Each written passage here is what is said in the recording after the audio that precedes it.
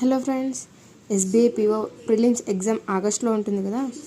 రఫ్గా 40 డేసే ఉన్నాయి కాబట్టి డైలీ నేను షెడ్యూల్ లాగా డైలీ 1 వీడియో, డే 1 డే 2 ఆ విధంగా టు డూ లిస్ట్ లాగా నేను పోస్ట్ చేస్తాను. దాని ప్రకారంగా అది బేస్ చేసుకొని మీరు చదువుకుంటే మీకు సిలబస్ ప్రిపరేషన్ ఈజీగా ఉంటుంది. ఈరోజు డే 1 మీకు చూపిస్తాను. డే 1 టు డూ లిస్ట్ అనమాట.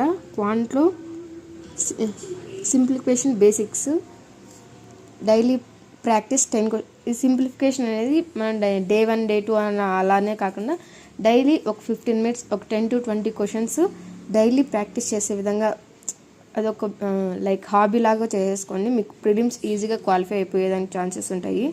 అలాగే డే 1లో మాత్రం సింప్లిఫికేషన్ బేసిక్స్, బాడ్మాస్ రూల్స్, ఈ బాడ్మాస్ రూల్లో వచ్చే సింప్లిఫికేషన్ రిలేటెడ్వి ఇవి 10 క్వశ్చన్స్, ఇవి 10 క్వశ్చన్స్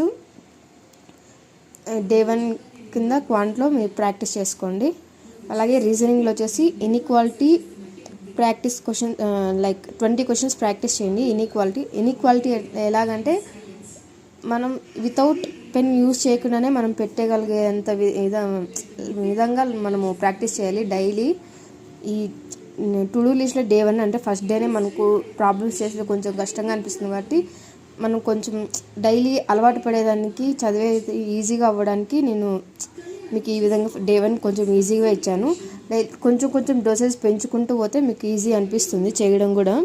ఫస్ట్ రోజు అయితే ఈ inequality 20 questions, puzzles and circle అవ్వనివ్వండి, ఫ్లోర్ అవ్వనివ్వండి, ఏదో ఒక పజిల్ తీసుకుని ఆ క్వశ్చన్స్ సాల్వ్ చేసేయండి. ఇది డే 1 అనే కాదు, మీరు డైలీ ఖచ్చితంగా డైలీ సింప్లిఫికేషన్స్, బాడ్మాస్ రూల్స్ ఇవి ఒక 10 క్వశ్చన్స్. మెయిన్ ఏంటంటే స్క్వేర్స్ 1 to 30 స్క్వేర్స్ ఈజీగా వచ్చేసి ఉండాలి. అలాగే క్యూబ్స్ 1 to 15 అనమాట. మినిమం 1 to 15 సరిపోతుంది, బట్ 20 వరకు నేర్చుకుంటే బెస్ట్. ఈ అయితే ఖచ్చితంగా మైండ్లో డైలీ ఇవి ప్రాక్టీస్ చేసుకుంటూనే ఉండాలి. ఇవి డైలీ ప్రాక్టీస్ చేస్తూ ఉంటే మనకి ప్రిలిమ్స్ ఎగ్జామ్కి మీకు ఈజీగా మన క్వశ్చన్ చూడగానే మనం ఆన్సర్ టక్కని చేసేయగలుగుతాము. ఆ విధంగా ఇవి మాత్రం డైలీ చూసుకోండి. అంటే మీరు మాకు గుర్తుకుండట్లేదు అంటే ఒక పేపర్ తీసుకొని రాయండి. 1 square 2 square ఈ విధంగా మళ్ళీ ఇట్లా 1 square 1 2 square 4 ఈ విధంగా రాయకుండా ఇట్లా 1 square 2 square 3 square అని రఫ్గా ఇట్లా రాసుకుంటూ వస్తే మీకు ఈజీగా టక్కన మనకి ఎగ్జామ్లో ఆ క్వశ్చన్ వచ్చినా మనం ఆన్సర్ చేయగలుగుతాము. అలాగే ఇంగ్లీష్కి